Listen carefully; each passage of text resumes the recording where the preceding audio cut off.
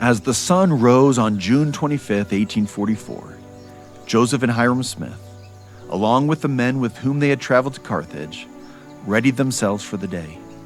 They had spent the night in the Carthage Hotel, also known as Hamilton's Carthage Hotel. From there, they would submit themselves to an officer of the law, and if things went well, they would be released on bail and be back on their way to Nauvoo before sundown. But things did not go well, and by the end of the day, the Smith brothers found themselves confined to the county jail, and with the exception of a short appearance in court, they would never step foot outside that jail again. How did Joseph and Hiram Smith spend their last days alive? And how do the activities of those final days help us understand the violent and tragic events that culminated in their deaths? We'll answer those questions in this episode of Road to Carthage, a Joseph Smith Papers podcast. I'm your host, Spencer McBride. Episode 4, The Martyrdom.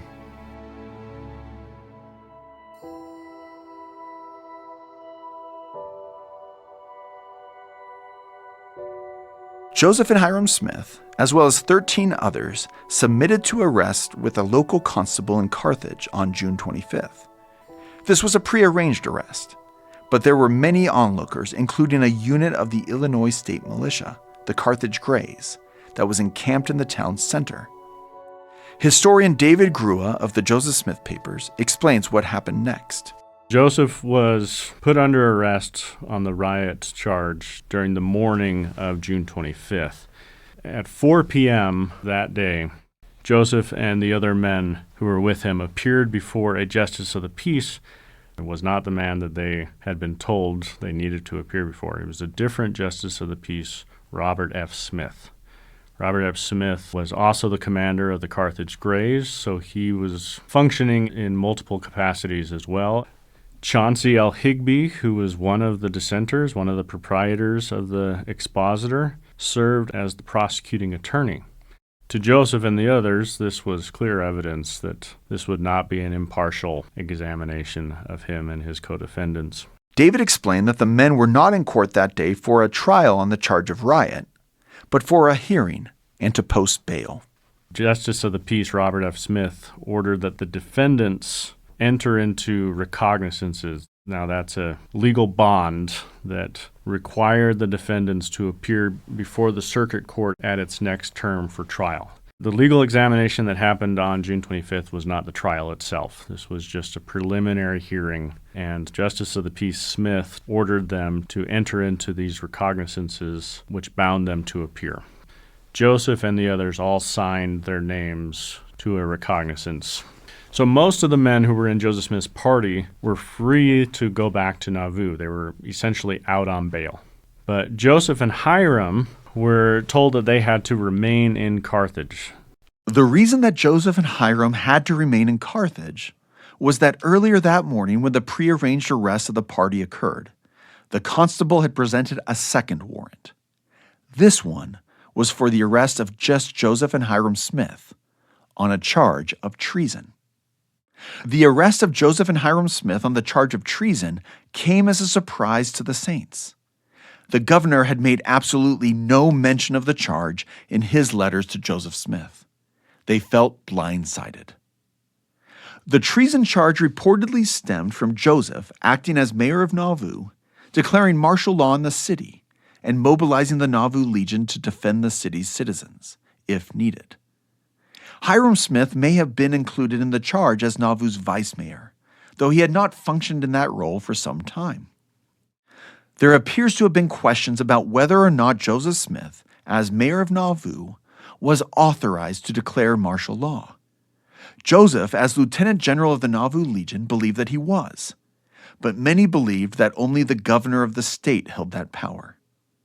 However, as Governor Ford recalled the charge years later, whether Joseph and Hiram had committed treason as charged would also come down to whether or not the Nauvoo Legion had attempted to interfere with the posse dispatched by the governor to serve the arrest warrant on Joseph Smith and others in Nauvoo. Or had it only served the legitimate purpose of protecting the city from those who may have used the posse as a cover for instigating violence? Joseph Smith and others thought, with good reason, that there was no basis in the charge. After all, the Nauvoo City Charter gave him the right, as Lieutenant General of the Legion, to declare martial law, and he had called out the militia to protect the city due to credible threats of violence. No violence had occurred against the governor's posse or any other member of the state militia. And although the posse had not ultimately served the warrant against Smith and Company, others had ultimately served the warrant. So, in actuality, the official work of the state had not been impeded. Was there a basis for a charge of treason then? To many onlookers, particularly Latter-day Saints, the charge appeared to be unjust. However, that question would have to be settled by a court of law. But the charge, trumped up as Joseph Smith and many others thought that it was, had dire consequences in the short term. In Illinois, treason was an unbailable charge. Joseph and Hiram Smith would have to wait for a hearing before they could return to Nauvoo. The ultimate effect of the treason charge, and what appears to have been its intent all along, was to keep Joseph and Hiram in Carthage, where they were susceptible to an attack by a mob, where they were vulnerable and accessible to men who had already expressed their desire and intent to kill them. Joseph and Hiram Smith would have to prepare for the hearing from the confines of the county jail in Carthage. They did not feel safe there. While Joseph and Hiram were the only two under arrest, other Latter-day Saints chose to go to the jail with them. This added company would provide comfort, a stronger sense of security, and people able to carry out tasks and errands as needed for the preparation of the Smith brothers' legal defense. The jail was kept by a man named George Stiegel, who lived in the building with his family. The Stiegels gave the upstairs bedroom to the Smiths and their friends. The bedroom was more accommodating and more comfortable than the jail cell. On June 26th, the group of saints in Carthage jail was in frequent conversation with officials, including Governor Ford, and carrying messages and correspondence to others. But while their companions could freely come and go from the jail, Joseph and Hiram Smith could not. They were trapped. And their confinement away from Nauvoo provided the church's avowed enemies in the area the opportunity for violent action that they had long waited for.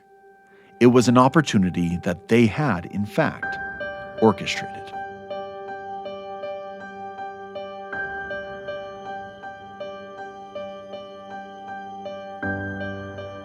On June 27th, Joseph and Hiram Smith awoke in the jail in Carthage, Illinois, at 5:30 in the morning. It had rained overnight, so it is possible that they had opened the window to get relief from the humid air that typically blanketed the region in the summer months. As we begin to recount the events of June 27, 1844, it's worth taking a moment to remember that the work of historians requires a careful examination and consideration of historic sources. It also requires humility. Professional historians learn quickly to acknowledge that we can never know all that we wish we knew about certain topics. We have to be okay with that. When we come upon gaps in our knowledge, it's natural to speculate. But it is the responsibility of historians and other scholars to clearly distinguish between speculation of possibilities and what is supported by historic sources. So, as we consider the events of June 27, 1844 in Carthage, Illinois, it is worth taking a moment to ask, how do we know what we know? And why don't we know what we wish we knew? One of the challenges of identifying what actually occurs minute by minute, hour by hour in Carthage jail is the quality and quantity of the sources that we have describing the events. That's Alex Smith, a historian with the Joseph Smith Papers. So many people have written articles, books. It appears in documentaries, what happens minute by minute in Carthage jail. And so often those secondary histories focus on the particular events. How many feet was Hiram standing back from the door? Who was shot and in what order, and where did those balls come from, and what was their trajectory through doorways and windows? What caliber of guns were used? And while it's obviously important that we understand the event, I think it's far less significant than the actual causes and questions of why Joseph and his brother were killed and why this attack, why the saints were driven out of their homes in Nauvoo in the coming years. But as we consider the events themselves, we're left with the challenge of conflicting information in contemporaneous sources. Very little, of course, is written by the participants in the event. This is an important caution about the reliability of surviving historic sources on the mob's attack of Joseph and Hiram Smith in Carthage jail. As historians, we privilege the sources of eyewitnesses and participants in events. But even those can be incomplete, particularly if the events in question occurred rapidly and were associated with trauma. Brett Dowdle, a historian with the Joseph Smith Papers, identified one historic source that stands out above all others in its level of detail and the author's proximity to the events of the martyrdom. The best source that we have of what happened on June 27th is Willard Richards' journal. He kept a very detailed journal. He tended to write in what I would call shorthand. He would have short little sentences, and so there is some piecing together of things. But that is our single best source of what happened in the moments leading up to the martyrdom. Alex Smith compared the level of detail in Willard Richards' journal on typical days to the level of detail while he was in jail with Joseph and Hiram Smith. If you look at his diary entries for the months and years preceding the event, there may be one line per day. Very, very scant detail about his daily activities. But compare those to the 3 or 4 days of entries in the jail, and he has page after page after page describing on a minute-by-minute basis what is happening. He clearly understands the significance that something important is happening here, and for one reason or another, legal or for historical memory, one reason or another, we need a detailed record of this. So he's actually writing on the day of events, and then later that night he probably writes a little more of that record. While in the jail, Richards had more time to devote to his journal than he usually did. He also seemed to understand that he was witnessing and recording a pivotal moment in the history of Joseph Smith and the church that the prophet led. But that was not the only record of events that Richards left. A few days later, he published a newspaper article based on his private journal, but expanded on what he had written there. He titled that article, 2 Minutes in Jail.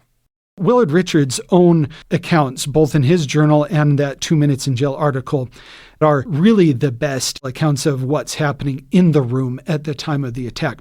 John Taylor, who's also present, of course, and survives the event, doesn't write his own account until many years later, and it's clearly heavily based on Willard Richards' account. Those are the accounts associated with the men who were in the jail with Joseph and Hiram Smith. What about the members of the mob who committed the murder? Sources survive that offer a glimpse into the mob's perspective and justification of their attack at Carthage jail.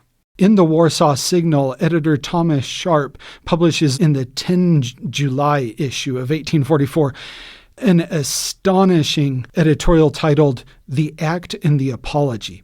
A spoiler alert, there's not much apology in it. It's mostly a justification of why we did this. And I believe in many ways it stands unparalleled in American history as a written explanation for why a community deemed vigilantism necessary. It's basically saying, had you been us, you would have killed him too. I mean, that's just mind-bogglingly arrogant if you think about it. These are some of the principal and most reliable historical sources about what happened in Carthage, Illinois on June 27, 1844, and why it happened.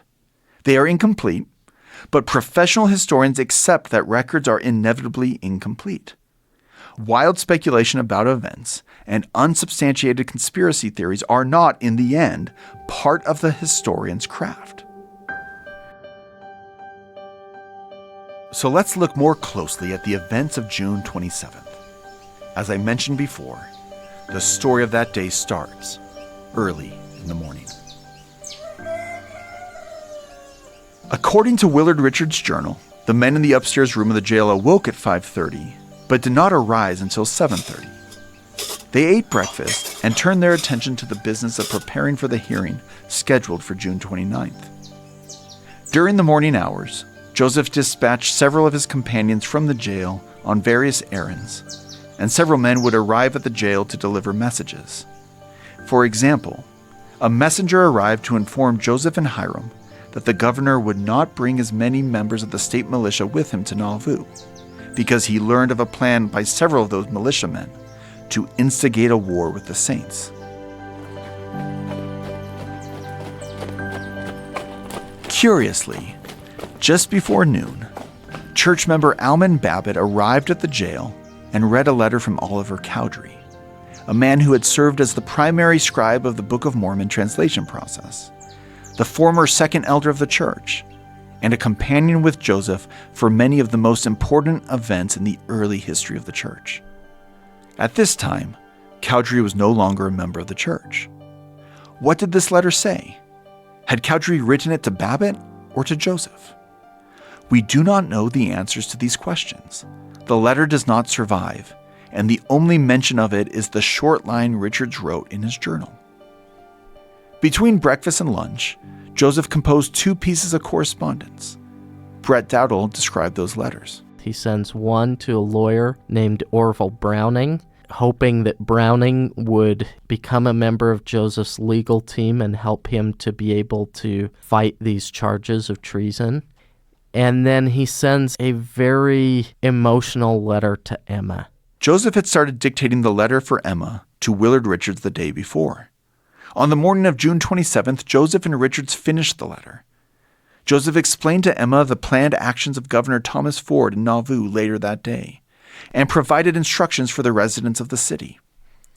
But for a more personal postscript, Joseph took up the pen himself. He wrote, quote, "I am very much resigned to my lot, knowing I am justified and have done my best that could be done. Give my love to the children." He also added a couple of sentences on the charge of treason that he believed to be unjust and destined to be dismissed in court. He wrote, quote, "As for treason, I know that I have not committed any, and they cannot prove one appearance of anything of the kind. So you need not have any fears that any harm can happen to us on that score. May God bless you all. Amen." He explains to Emma that he is innocent of these charges. He did not commit treason, and he expresses his love to her and the children. And this is the last thing that we have in Joseph Smith's hand, is this expression of love to Emma and the children, and his sense that this was not going to turn out well. He's saying his conscience is clear. He's been accused of treason. He knows he hasn't committed it. That's Elizabeth Keene, a historian with the Joseph Smith Papers. She described for me a second postscript to Joseph's letter to Emma. Later, in the morning of June 27th, Willard Richards added a second postscript to the letter to Emma, informing her that Governor Ford intended to disband his troops and come to Nauvoo to give a speech. This would leave Joseph and Hiram in Carthage. Willard Richards wrote in his journal that after the final postscript was added, the letter was sent with Joel Miles and Cyrus Wheelock, who left for Nauvoo before 10:30 that morning. It would have taken a few hours to travel the approximately 20 miles from Carthage to Nauvoo, but the letter was surely delivered to Emma that day. That's an overview of how Joseph Smith and his companions in jail spent the morning of June 27th, 1844. It's more of a business approach to the morning of June 27th. You still have a sense that even though Joseph feels a sense of foreboding, he is hoping that things can work out. The afternoon is quite different. The afternoon becomes much more emotional.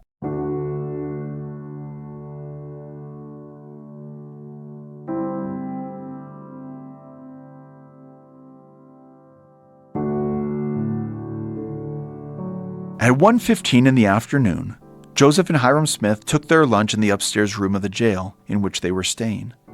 John Taylor and Stephen Markham ate their lunch downstairs. At 1:30 in the afternoon, Joseph sent Markham on an errand. Markham intended to go back to the jail, but an assembling mob would prevent his return. So, by mid-afternoon, the jail was guarded by 7 men.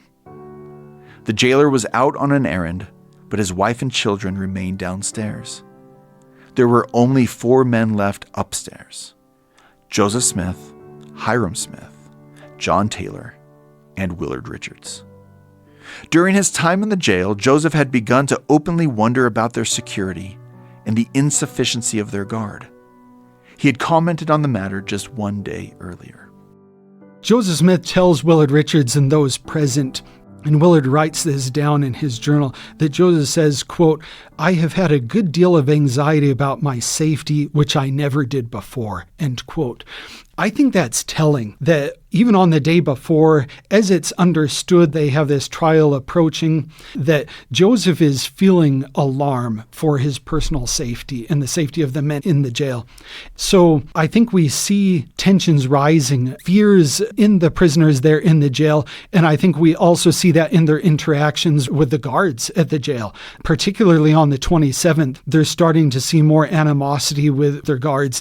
Willard Richards recorded in his journal that at 3:15 in the afternoon, quote, "the guard have been more severe in their operations." They spoke of open war with the Latter-day Saints. It's easy to understand why such talk weighed on the spirits of the 4 men upstairs. In the afternoon, John Taylor stood to sing a song for the group. The men were feeling particularly somber, and they supposed that a song could help cheer them up. Joseph in particular loved music and had frequently asked friends with pleasant voices to sing for him. On this occasion, Taylor sang a song that had recently arrived in the United States from England. A poor wayfaring man of grief hath often crossed me on my way, who sued so humbly for relief that I could never answer nay. I had not power to ask his name, whereto he went, or whence he came. Yet there was something in his eye that won my love, I knew not why. Called A Poor Wayfaring Man of Grief, today the song appears in the hymn book of the Church of Jesus Christ of Latter-day Saints. In 1844, it was sung to a different melody. It is being sung here by Aaron West of the church's Historic Sites team. The song narrates the story of a person who repeatedly serves a stranger in different states of distress. The first state of distress was hunger. Once when my scanty meal was spread, he entered, not a word he spake, just perishing for want of bread. I gave him all, he blessed it break, and ate, but gave me part again. Mine was an angel's portion then, for while I fed with eager haste, the crust was manna to my taste. Again and again, this person meets the afflicted stranger. Whether thirsty, unsheltered, or beaten and left to die by a highway side, the person helps the stranger in every instance. The message is clearly drawn from the teaching of Jesus to serve one another, that, inasmuch as ye have done it unto one of the least of these my brethren, ye have done it unto me. In the penultimate verse, Taylor sang of the person meeting the stranger one last time. This time, they met in prison. In prison I saw him next, condemned to meet a traitor's doom at morn. The tide of lying tongues I stemmed, and honoured him its shame and scorn. My friendship's utmost zeal to try, he asked if I for him would die. The flesh was weak, my blood ran chill, but my free spirit cried, I will. Then the song concluded with one final revelatory verse. Then in a moment to my view, the stranger started from disguise. The tokens in his hands I knew, the Saviour stood before mine eyes. He spake, and my poor name he named. Of me thou hast not been ashamed. These deeds shall thy memorial be. Fear not, thou didst them unto me. Given the circumstances of the four men, committed to serving others as ministers of the gospel of Jesus Christ, but in a jail, facing stiff opposition to their work, these final two verses must have resonated with them. Whether the song provided the men comfort, reflection, or both, they welcomed it and asked Taylor to sing it once more. Taylor honored their request.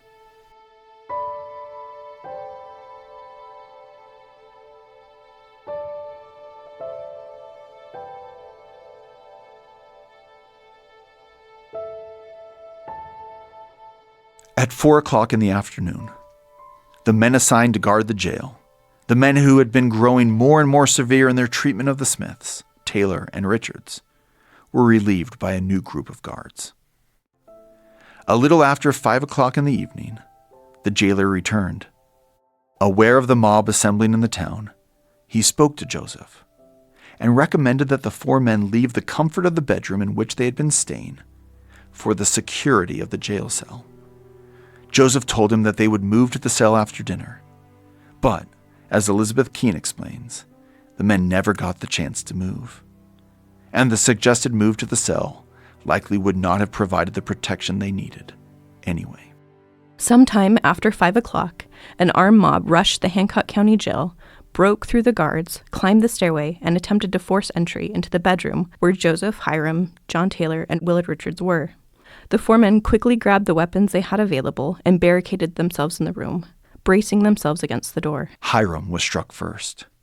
According to Willard Richards' account of the event, Hiram was shot in the face. Clasping his wound with his hands, Hiram fell back and exclaimed, "I am a dead man." Responding to Hiram's death, Joseph opened the door slightly and repeatedly fired a revolver, which he had received from Silas Wheelock earlier that day, into the crowd, though it, quote, misfired 2 or 3 times. Fearing a mob attack and worrying that the jail security was insufficient, church member Cyrus Wheelock had snuck 2 guns into the jail, a 6-shot pepper-box revolver and a single-shot revolver. In traveling to Carthage, Joseph and Hiram had shown that they were willing to die for what they believed. But this did not mean that they were anxious to do so. Alex Smith reflected on this act of self-defense. In some of the portrayals that you see of the events, we lose sight of the fact that, of course, these men are trying to defend themselves. They have 2 handguns in the room with them and a couple canes that they're using to knock down rifle barrels, musket barrels, and that kind of thing. That, of course, doesn't minimize the atrocity that's committed. The fact that they're trying to defend themselves, that Joseph gets off a few successful shots with the revolver. It also misfires a few times, not uncommon. If there's a shot from Hiram's single-shot pistol, it goes into the floor and not anyone out in the stairwell. But they are being mobbed in the jail by, Willard Richards says, from 1 to 200 men.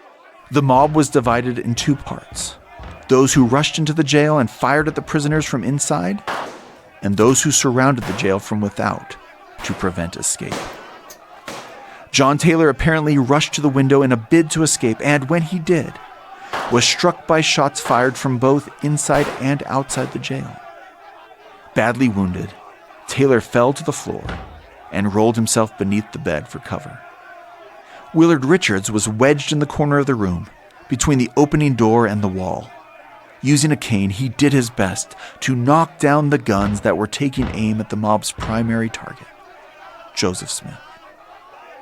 As Willard Richards recorded the event, quote, Joseph attempted as the last resort to leap the same window from whence Mr. Taylor fell, when 2 balls pierced him from the door, and one entered his right breast from without, and he fell outward exclaiming, "O Lord my God." Joseph fell to the ground below. Outside the jail, near the well of water that served the building, members of the mob watched his body tumble. It is unclear if Joseph was dead by the time he fell from the window. There are a variety of accounts on this point, but some accounts claim that Joseph was still alive when he hit the ground, and that he was either able to prop himself up against the well curb, or that the mob physically propped him against the well curb. And accounts vary on this, that Joseph was then shot again at the well curb, killing him.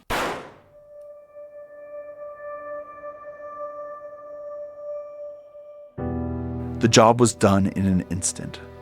Richards would soon write about the murder of his beloved friends, Joseph and Hiram Smith, and the mob fled the scene soon after its members were sure that Joseph was dead. Richards worried that the assailants would travel to Nauvoo to wage war on the Saints.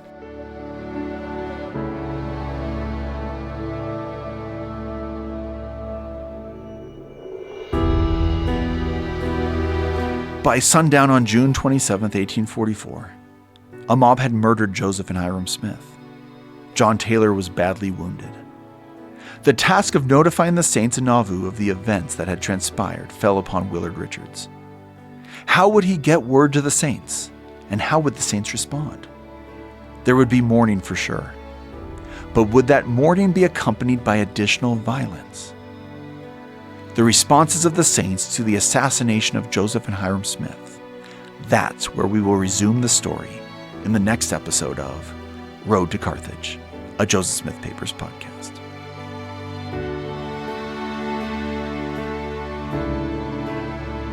If you are interested in learning more about the history discussed in this episode, or in exploring the papers of Joseph Smith, visit josephsmithpapers.org.